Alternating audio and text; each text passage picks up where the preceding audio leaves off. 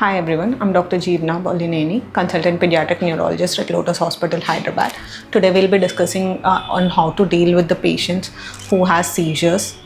So the first and foremost thing that you as their relative or a caretaker can do when the child is seizing in front of you. So the first and foremost thing that you have to do is do not panic. Stay with the patient throughout the whole time.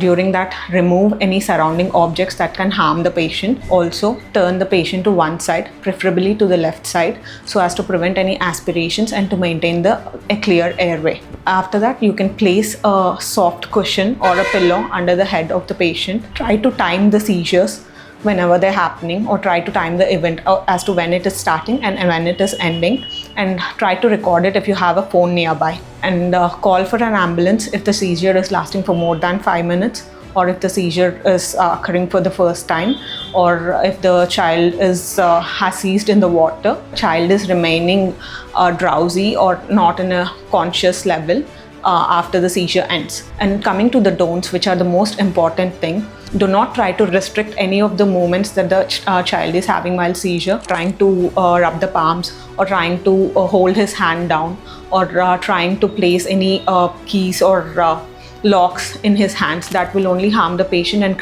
cause more injuries. And do not put anything in the mouth, like your fingers, or even if the child is tongue biting, do not put any of your fingers or any cloth in the mouth to prevent it. Thank you.